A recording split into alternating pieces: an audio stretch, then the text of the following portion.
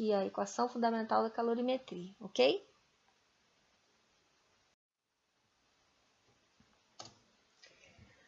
Trocas de calor. Princípio da igualdade das trocas de calor. Você pode encontrar esse conteúdo na página 64 do livro, ok? Se você precisar consultar, fica aí com o seu livro aberto acompanhando, né?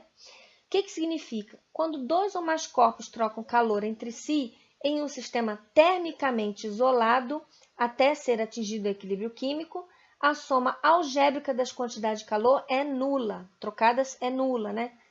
Professor, eu não entendi nada. Então, vamos lá, vamos por partes. Antes de explicar isso daí, eu quero que você entenda o que seria um sistema termicamente isolado, né? Bom, a garrafa térmica é considerado um sistema termicamente isolado. Não ideal, tá? Porque você faz o café de dia. Depois de 3, 4 horas, o seu café está gelado dentro da garrafa. Então, ele não é ideal. Aliás, não existe nenhum sistema termicamente isolado ideal, tá? Muitos utilizam calorímetro, né? Que ele é um instrumento utilizado para medir calor, fluxos de calor, né? O calorímetro, ele é muitas vezes considerado ideal porque ele não recebe nem cede calor. Ele é um isolante ali, né?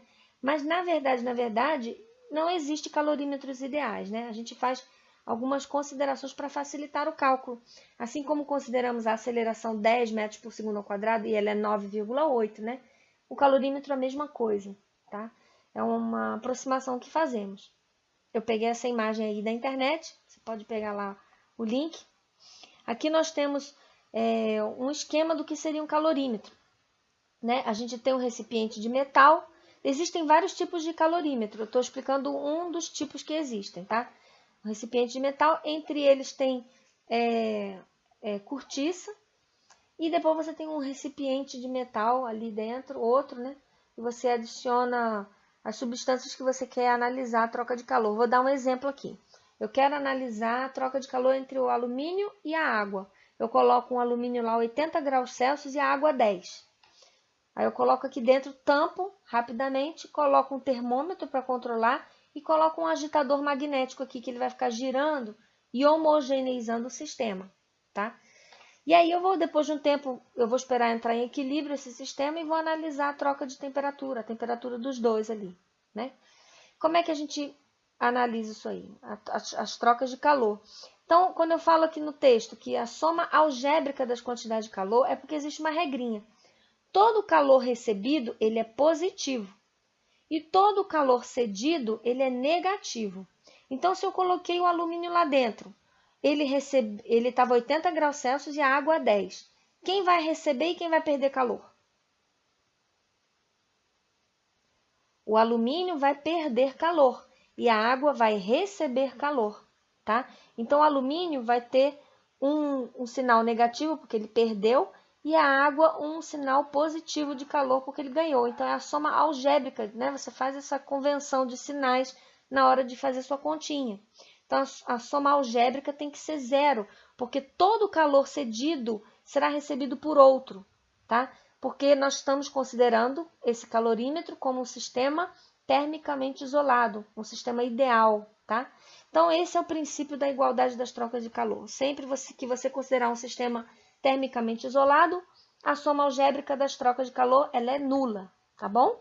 É simples, agora que ficou explicado, ficou mais simples de entender, né? Então, vamos para os próximos slides. Pessoal, nós vemos agora as mudanças de estado físico, né? Vocês já devem ter visto isso em outra disciplina, não é tão complexo, é bem simples, né? Nós temos o sólido, o líquido e o vapor, né? Vamos supor que seja a água, que é muito mais fácil a gente pensar na água. Do sólido para o líquido nós temos a fusão, do líquido para o vapor a vaporização, do vapor para o líquido a condensação e liquefação e do líquido para o sólido a solidificação. E do sólido para o vapor e do vapor para o sólido nós temos a sublimação. É vice-versa, tá? Tanto de um lado quanto para o outro. Ela passa diretamente do sólido para o líquido e do sólido para o vapor e do vapor para o sólido. Agora que estudamos um pouquinho as mudanças de estado físico, vamos falar de calor latente, que é o calor trocado por um sistema e que provoca nesses sistemas apenas a mudança de estado físico sem variar sua temperatura. Mas como assim, professora? Me dá um exemplo. Então, vou te dar um exemplo agora. Você tem um recipiente com água e gelo, e ambos estão a 0 graus Celsius.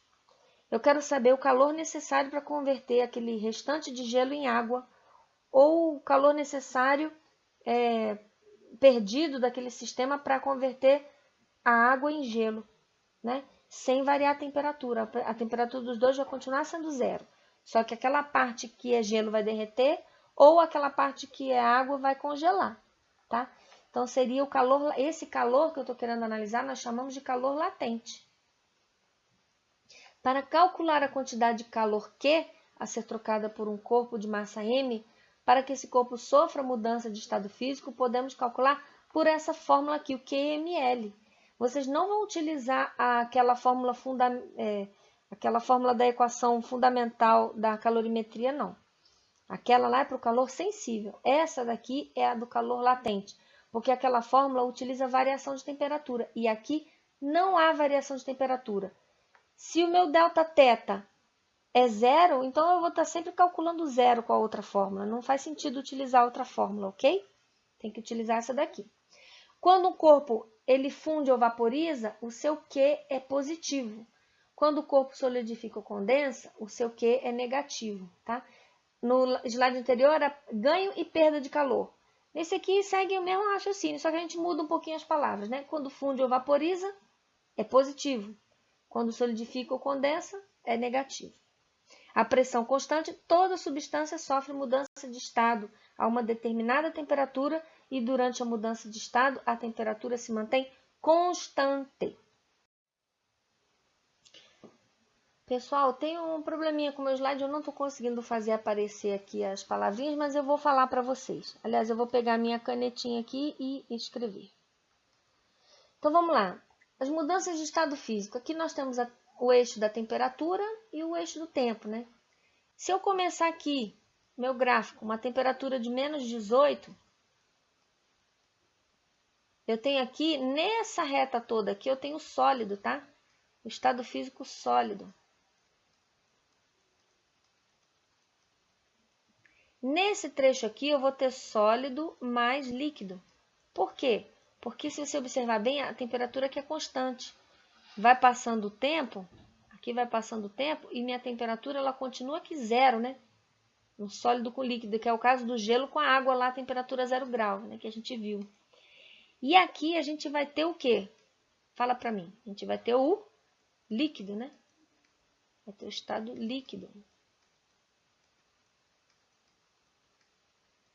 Tá?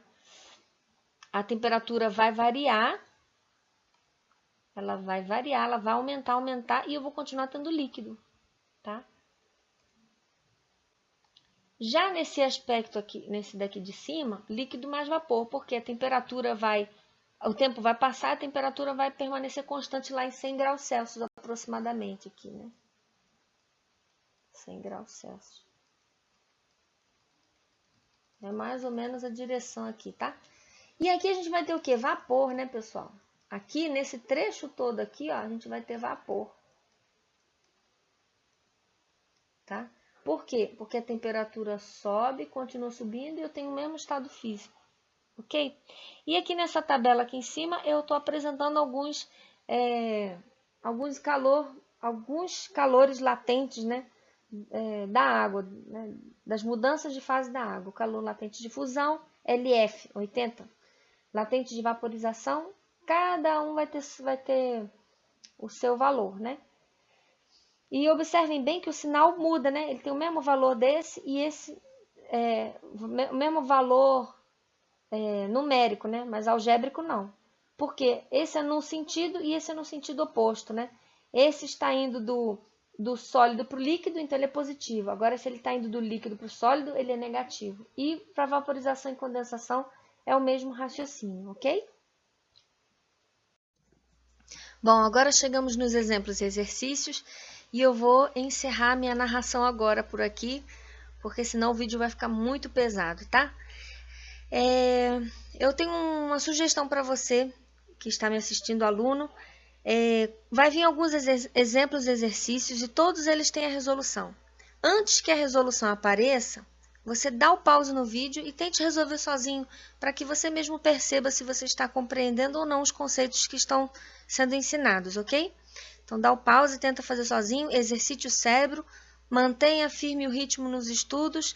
Fique em paz, fique com Deus. Até a próxima. Tchau, tchau.